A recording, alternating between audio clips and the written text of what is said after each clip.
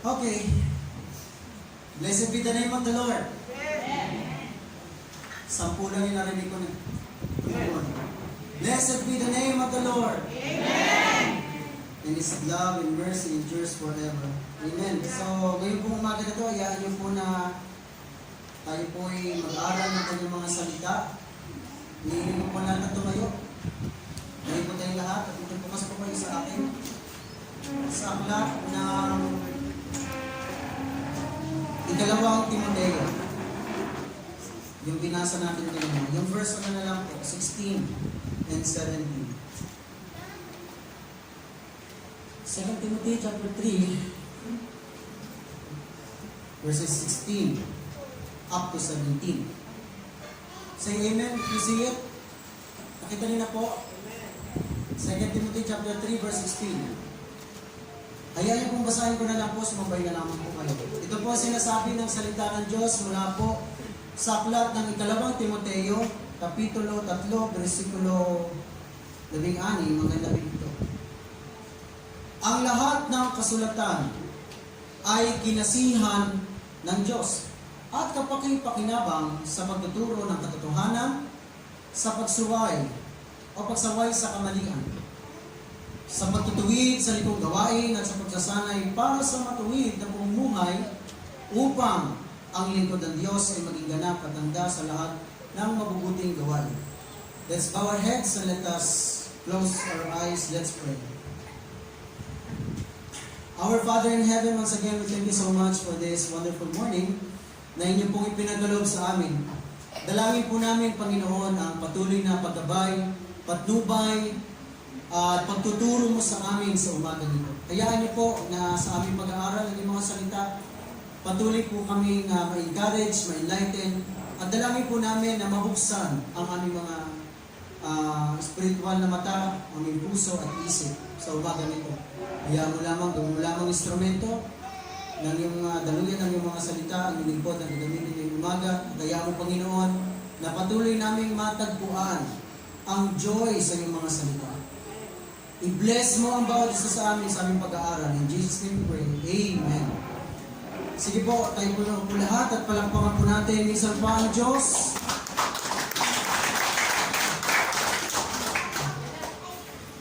Katulad na sinasabi ko noong nakaraan,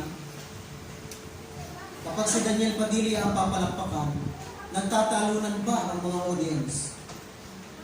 Kapag si Pangulong Duterte ang tinatawag, nagtatayuan pa ang mga tao.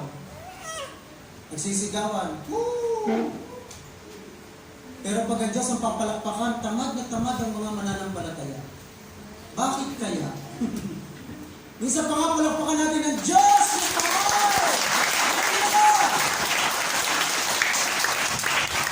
Pag si Lord na ang papalakpakan, mahirap na sa atin ang pumalakpak. Okay. Hayaan niyo po na maipangaral ko po ngayong umaga ang salita ng Diyos at pawang salita ng Diyos lamang. Hindi po yung galing lamang sa atin. Okay? Ang ating po pag-uusapan sa umagang ito, napaka-basic. The Bible. Yan po ang ating pag-uusapan ngayong umaga. Or the power of God's Word. Alam niyo ba mga kapatid na ang Biblia, the Bible is the basic foundation of our faith. Hello? Tama mo ba? Ang Biblia na hawak po ninyo, yan po ay tinatawag na basic foundation of our faith. Bakit basic foundation? Halimbawa, itong church na ito, halimbawa naman po. Ang basic foundation nito nung una, 4 lang. Okay? Hindi tatayo ang building na ito without foundation. Tama ba sa mga construction workers po natin, engineers here? Tama ba? Hindi tatayo ang isang matayog na building without foundation. Kung tama po ako sa construction, diba? Saan nagsisimula ang paggawa ng poste? Diba huhugay muna. Depende sa lalim, 1 meter. O mga 1 meter, standard na tayo. Pag hukay ng 1 meter, mag-aanilyo ng sapatos. sa katusan, aanilyan hanggang sa maitayo yung pinaka-akma ng poste. Pupormahan, lalagyan ng kahoy, bubuhusan. Diba? Bubuhusan yun. So, ganun po ang basic process ng isang haligi o poste. Now, when it comes to the Word of God, ang Biblia ay ang pundasyon ng ating pananampalataya. Amen po ba? Bakit siya basic foundation? Kung ano yung pinaniniwalaan mo ngayon, it comes from the Bible. Amen? It comes from the Word of God. Kung bakit natin sinasamba si Yahweh, bakit natin itinakilala si Kristo, because of the Word of God. Amen po ba? Kaya natin kilala kung sino si Jesus. Hindi lamang po yung ating bishop, Jesus. Ang tinutukoy ko rito, ang tinutukoy natin dito, yung ating Panginoong Jesucristo. Amen po ba? The Bible is the basic foundation of our faith. Ito yung pundasyon ng ating pananampalataya. Ito yung pundasyon kung ano yung pinaniniwalaan natin ngayon. At galing din sa Bible kung ano ang statement of faith natin. Amen? Hindi lamang po yan galing sa tinatawag na mere knowledge. Pero yan po ay galing sa salita ng Diyos. Amen? Alright. Lagyan natin ang acronym. Saglit lang yung Bible. Pag sinabi pong Bible, sino nakakaalam ng acronym nito? What is Bible? Ano yung acronym nito kung alam niyo? Bible, basic instruction before leaving earth. Basic instruction. O sa Tagalog, hindi naman Tagalog yun eh. Basahin ito bago leave earth. Ginanon yan eh, yung Bible. Okay? So, the Bible. The power of God's Word. Medyo ang style ng preaching ko ngayon, hindi expository. Kasi nasanay kasi tayo ng expository. May mga puntos pa rin naman. Okay? So, medyo tinapikan ko lang ng konti. Okay. The word Bible comes from the Greek word Biblios. Okay? Or Bible. Or Biblos. Or sa madaling sabi, the Word of God. Okay? Marami kasing tawag sa Bible. Yung kilala, ang alam natin ngayon, Bible or Biblia. Yung iba naman, the Word of God. Ano yun? Okay? So, ayan. Yung iba naman, manuscript or the scriptures. Amen? Alright. So, ang tema po natin, yan po yung tema natin. Hindi mo ko kasi yan eh. What are the awesome effects of the Word of God in the lives of an individual person?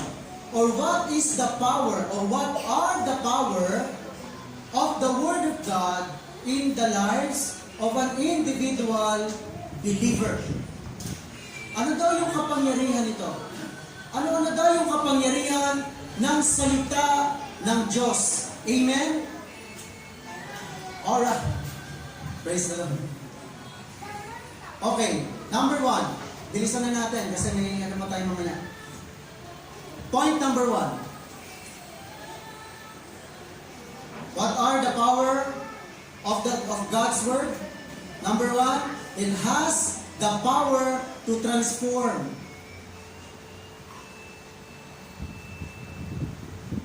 Amen? The Bible has the power to transform. Ang Biblia daw ay may kapangyarihan magbago ng buhay. Amen?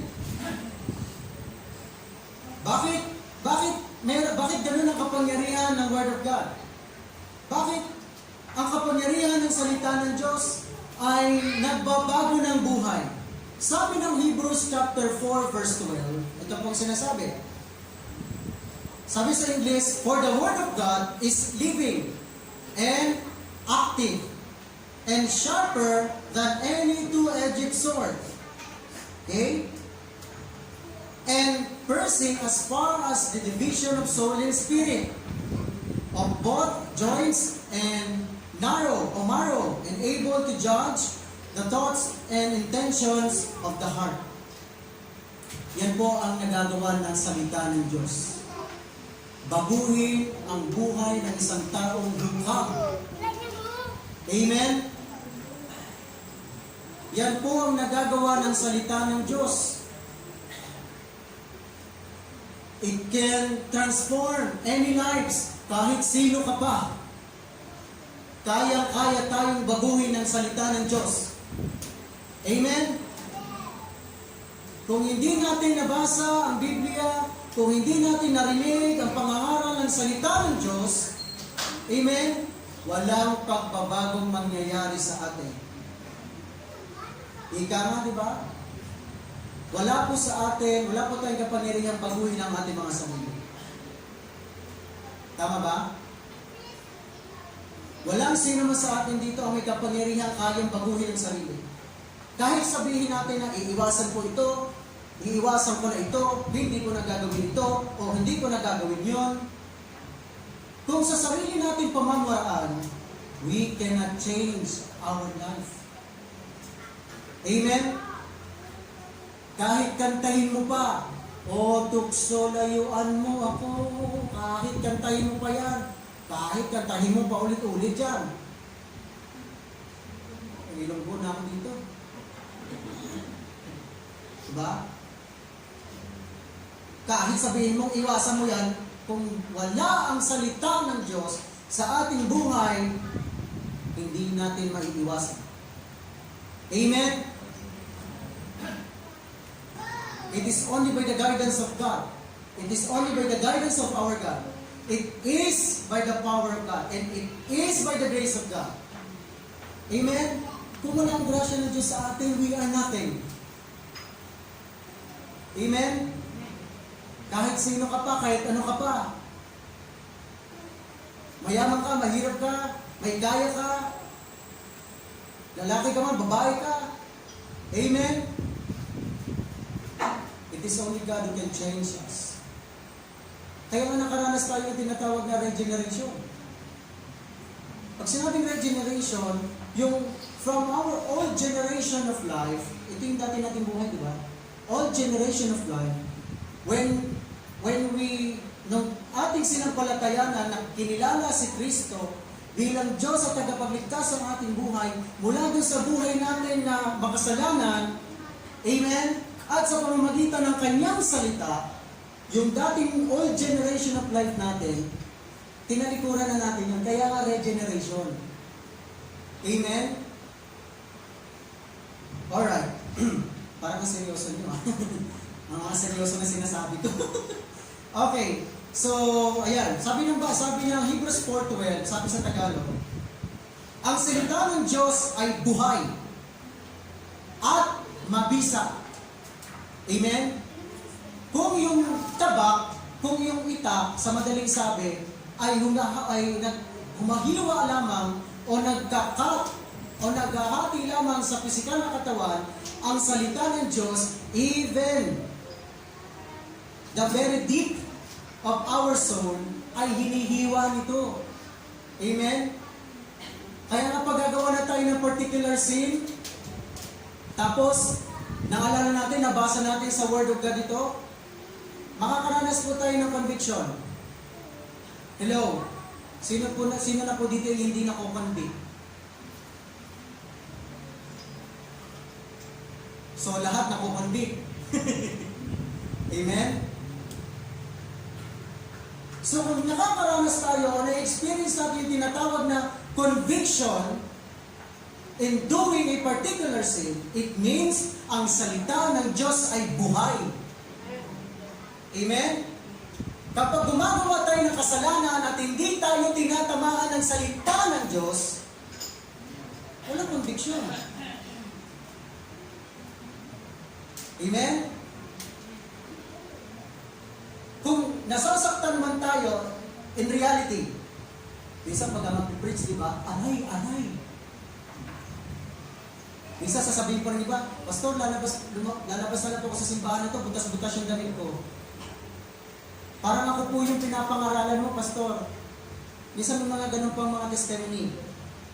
Ibig sabihin lang nun mga kapatid, mga kaibigan, kapuso at kapamilya.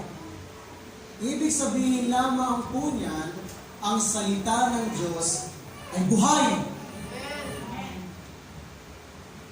Pag nakukonvict tayo sa mga kasalanan ginagawa natin sa pamamagitan ng salita ng Diyos, it means ang salita ng Diyos ay buhay. Hindi lamang buhay, sabi ng Hebrews 4:12, buhay at mabisa. Praise the Lord. Hallelujah. Amen? Kaya nga sabi sa binasa natin kanina, kaya ang kasulatan, ang lahat ng kasulatan ay kinasihan ng Diyos. Pag sinabing kinasihan, in English term, all Scripture is God-breathed or inspired by God. Dahil ito ay inspirado ng Diyos. Kinasihan ng Diyos ang salita ng Diyos. Sabi uli ng Hebrews 4:12, idugtong natin, kaya ngayon ang salita ng Diyos ay buhay. Because it is inspired by our God. Amen?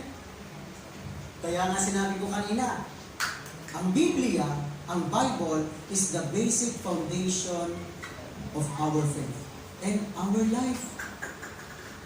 It is the sole authority. Ayun o, lahat nga po kayo tumingin sa statement of faith natin. Number 2. Ano nakalagay? Sabay-sabay, basa. We believe that, hindi nyo po nababasa dyan sa likod, sorry po. Yung mga nandito, pakibasa po, sabay-sabay tayo. 1, 2, 3. We believe that the Bible is the inspired word of God, the absolute, final, and definite authority for faith in life. Walang ibang pundasyon ng pananampalataya natin. It is the word of God. Hello? Kaya nalaman natin ang ating Panginoong Jesucristo, ang daan, ang buhay at ang katotohanan because of the Word of God. Naiintindihan po ba natin? Kaya tayo tumanggap, kaya pala alam natin na tayo may kaligtasan mula sa ating Panginoong Jesucristo because it is by the Word of God. Hello? Kaya pala tayo may pag-asa na muli tayo mabubuhay sa pagbabalik ni Kristo because nabasa natin ito sa Word of God. Parang hindi talaga mo naiintindihan ang mga mananampalataya. Do you believe? Naniniwala kayo na mayroon tayong pag-asa? Amen! Biruin niyo ang ating Panginoong Jesucristo, namatay, muling nabuhay. Sinampalatayanan natin si Kristo na sinasabi na sa Biblia. Ibig sabihin, kung nabuhay ang ating tagapagligtas, mabubuhay din tayo. Hello? Amen? Kaya lang, huwag mong i-claim na muli kang mabubuhay kung mungkag ang pamumuhay mo. Kung liko-liko ang buhay mo, huwag mong i-claim na muli kang mabubuhay. Sabi ng John chapter 11, verse 25 to 26, ang sino mang sumasampalataya sa anak ng tao o sumasampalataya sa akin, sabi doon, kahit mamatay ay muling mabubuhay. Kanino daw sasampalataya? Hello, church. Kanino daw sasampalataya? Kay Kristo. Kay Jesus Christ, the Son of the living God. Si Jesus Christ na ipinanganak na matay at muling nabuhay. Sa Kanya lamang tayo sasampalataya. Amen? Now, mga salita ng Diyos ay may buhay at mabisa. It means, it has the power to transform. Kung sino ka, ati ka man, barumbado ka man, lahat ng tado nasa iyo na. Lahat ng bado nasa iyo na. Ati ka noon, hindi ka naman pwedeng ati ka ngayon. Maraming iba, di ba? Bading ka dati, hindi mahirap na, bading ka pa hanggang ngayon. Amen? Nasanggero ko noon, hanggang ngayon, nasanggero ko pa rin. Tapos nagbabasa ka ng Bible. Ano mangyayari doon? Amen? So now, the Word of God, it has the power to transform. Kaya po tayong lahat ay nandito because the Word of God, we hear. Dahil napakinggan natin ang salita ng Diyos, nandito tayo Hindi lamang para purihin at sambahin ng Diyos, kundi maranasan ang pagbabago mula sa Diyos. Amen? Another proof in the Bible, in 2 Corinthians 5:17, sabi doon, if anyone is in Christ, is a new creation. The old has come, the new has come. Ang tinutukoy hindi asawa. Pag luma na daw asawa, palitan na. The old has gone the new has come. Hindi ganun ang tinutukoy doon. Sabi doon, if anyone is in Christ.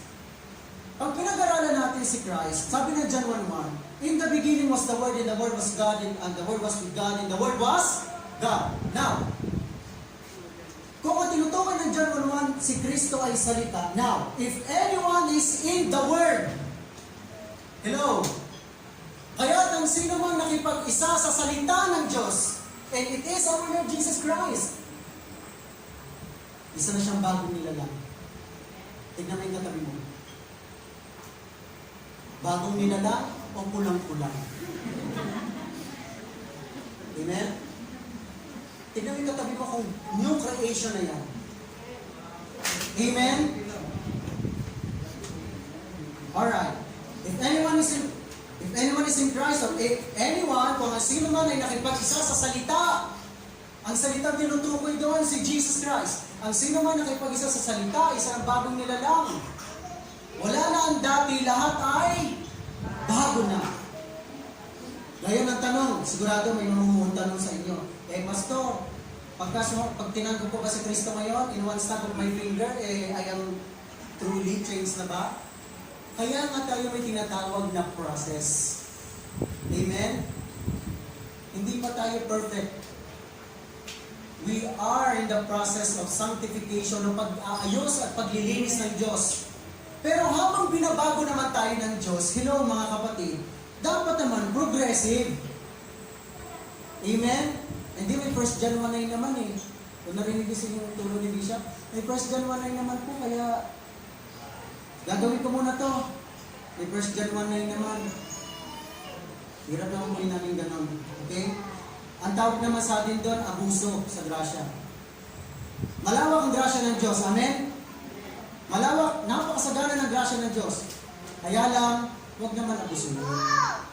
Amen? Alright. It can change lives. When we heard the Word of God, it gives us convictions. Amen? Ano pa? From old self to new self. Kaya nga sinabi ng Bible, di ba? Yung binasa natin kanina. Romans 10:17, faith comes by hearing the Word of God. By hearing the Word of God. Ngayon, ang tanong, kahit ilang beses mo nang napakinggan ang salita ng Diyos at walang nangyayari sa buhay natin, esep-esep. Tanong-tanong, ano bang buhay ko ngayon? Baka ang buhay ko langit-langitan. Hello?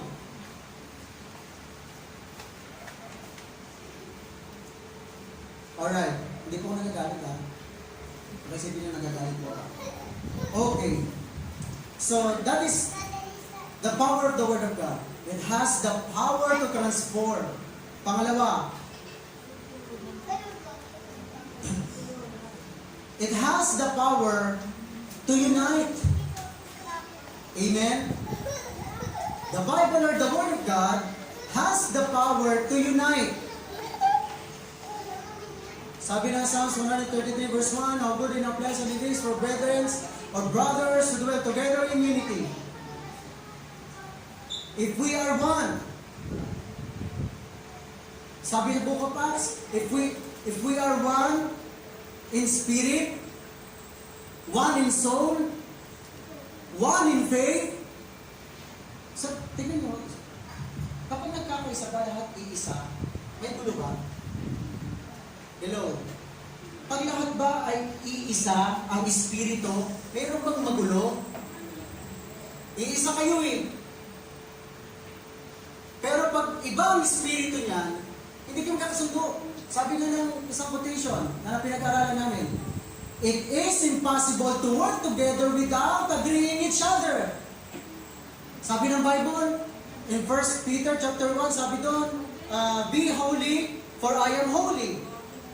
Banal ng Diyos. Diba? Banal ng Diyos, tapos kriminal ka. Medyo iba ata ang ano nun. Banal ng Diyos, tapos na tayo hindi banal. Pero, sabi pa rin naman ng Bible, pinapaging banal tayo ng Diyos. Kaya nga sa Bible, ang tawag sa mga believers, saints. Tingnan mo yung katabi mo. Santo ba yan? Halimbawa, pangalanan natin, kasi tawag sa Bible ha, hindi po galing sa akin ha. Sabi ng Bible, yung mga saints daw dyan, tinawag, yung mga believers dyan, tinawag din na saints. Tingnan mo yung katabi mo. Halimbawa, pangalanan mo. Santo Carn.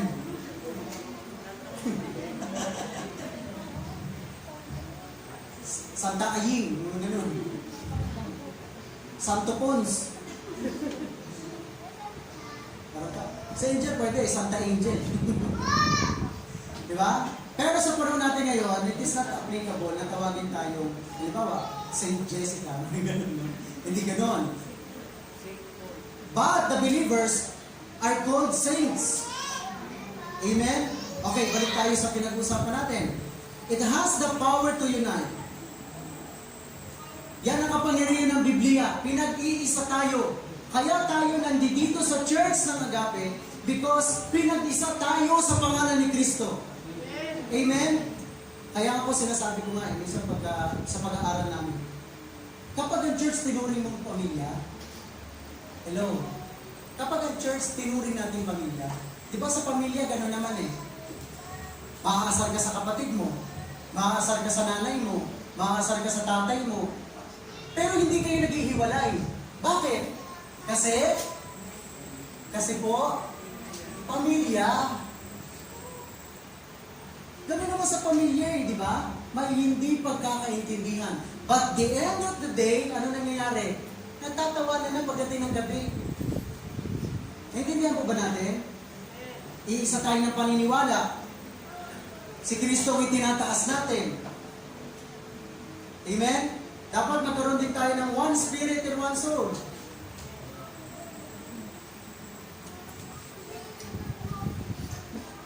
Kaya minsan,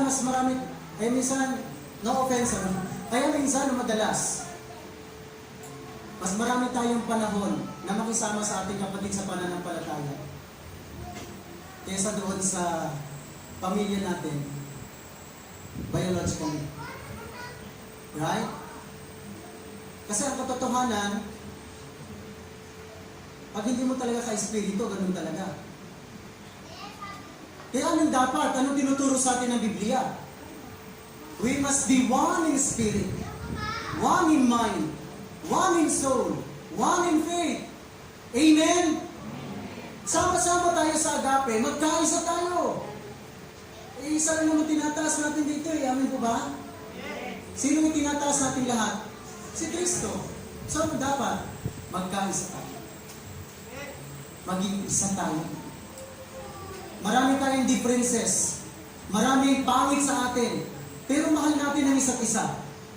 Amen? Bakit natin natututunan yung ating kapatid na hindi kaibig-ibig? Why? Because it is God who loved us first. Minahal tayo ng Diyos eh. Kaya sa pamamagitan din na salita ng Diyos, pag-iisahin niya ang lahat ng mananampalataya. Amen? Alright. We believe in sola scriptura. The Bible is the only authoritative and inspired Word of God. Okay? So dun sa talatang binasa natin, unity brings harmony. Unity brings anointing and refreshment. Sabi din doon sa talatang ating binasa, kung meron daw tayong pagkakaisa, sabi doon, for the Lord commanded the blessing. Sino dito gusto ng blessing? Sino gusto dito maranasan yung pagpapala ng Panginoon? At tinutukoy ko pagpapala hindi lamang material. Mas asamin natin yung mga pagpapala espiritual. Sino gusto dito ng blessing? Anong kailangan natin gawin? Magkaisa. Mahirap. Pare-pareho tayong may hawak ng Bible, pare-pareho tayong tinatawag si Kristo, pero hindi tayo nagkakaisa. Mahirap yun. Amen? Alright. Number 3. Kasi meron pa tayong mamaya. Sorry po. Number 3. Number 3. Another power of God's Word, it has the power to equip the saints. Ang Biblia ay may kapangyarihan daw to equip the saints or to equip the believers. In 2 Timothy chapter 3 verse 16, basahin ko lang ulit, sabi doon, ang lahat ng kasulatan ay pinasiyan ng Diyos at pakipakinabang sa pagtuturo ng katotohanan, pagsaway sa kamalian, sa pagtutuwid sa likong gawain at sa pagsasanay para sa matuwid na pamumuhay. Amen? Sabi din ng 2 Timothy 2:15, study to show yourself approved unto God, a workman who need not to be ashamed, rightly dividing the word of truth. Kailangan ba sila pastor lang, mga pastor lang na nag-aaral ng Bible? Hello? Kailangan ba sila elder lang, sila deacon lang ba? Ang mga pastor lang ba, manggagawa, dapat nag-aaral ng Bible? Hello, church? Mga pastor lamang ba? No. Lahat po tayo. Lalo po sa panahon po natin ngayon, lalo lumalaganap ang mga maling katuruan. Kaya pag hindi tayo maalam sa salita ng Diyos, amen? Mapakinggan mo na sa Eli Soriano, ano ka na? Maiinganyo ka na sa kanya. This is our basic foundation. Kaya dito tayo manahan sa salita ng Diyos. Amen? Okay. Study for what? According to 2 Timothy 2:15. Study, number 1, to show yourself approved unto God. Ano pa? Why study? A workman who need not to be ashamed. Pag-aral tayo sa salita ng Diyos, aprobado tayo sa paningin ng Diyos, hindi na sa paningin ng Diyos, pati sa paningin ng tao. Ano pa? Pag nag-aaral tayo ng salita ng Diyos, isa daw tayong manggagawang hindi nakakahiya at ikinakahiya. Hello? Kahit hindi ka pastor, hindi ka leader ng church, kahit individual kang mananampalataya, we need to study the Word of God. Amen? Ano pa? Rightly dividing the Word of truth. Rightly dividing the Word of truth. Pag nag-aaral tayo ng salita ng Diyos. Amen? So, it has the power to equip the saints. Amen? Hallelujah. Purihin ang Panginoon sa pag-aaral ng salita ng Diyos. Ano nga po ulit yung tatlong bagay natin na pag-usapan ngayong umaga? What are the powers? The power of God's Word. Number 1, sabay-sabay tayo.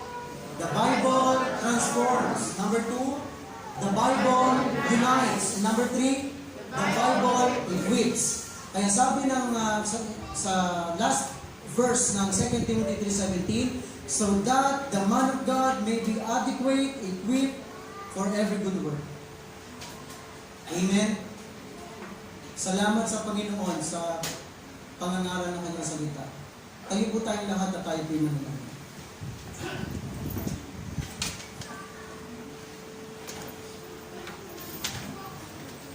O Diyos, salamat po sa umagang ito, minsan pa sa inyo pong ginagawa sa aming mga buhay. We pray, O Lord, na sa mga oras na ito, Panginoon, ay magkaroon po kami ng commitment to study your Word of God. Magkaroon po kami ng commitment na patuloy na manangan sa iyong mga salita. Hayaan mo po, Panginoon, sa umagang ito, na ang iyong mga salita ay patuloy na maghari sa aming mga buhay. O Diyos, salamat po. Salamat po, O Diyos, sa umagang ito. Dahil pinagpala mo na kami ng iyong mga salita. Salamat po, Panginoon, sa aming mga narinig. Hayaan mo po, Diyos, na ito po ay tumimo sa pinakamatabang bahagi ng aming mga puso, Panginoon. Hindi lamang namin ito napakinggan, bagkus amin po ito isa pamuhay. Hayaan mo, Panginoon, ang iyong mga salita ay patuloy na maging pundasyon ng aming pananampalataya. Ang iyong mga salita ay patuloy na maging matibay na sandigan po namin, Panginoon. Panghawakan po namin ang iyong mga salita, ang iyong mga pangako, O Diyos. Salamat po, Panginoon. Kaya sa iyo po namin inaalay ang lahat ng taas sa papuri, pagsamba, kalulati at karangalan na namin itong inihiling. Sa pinakamakapangyarihang pangalan ng aming Panginoong Jesucristo, ang lahat ay magsabi ng amin.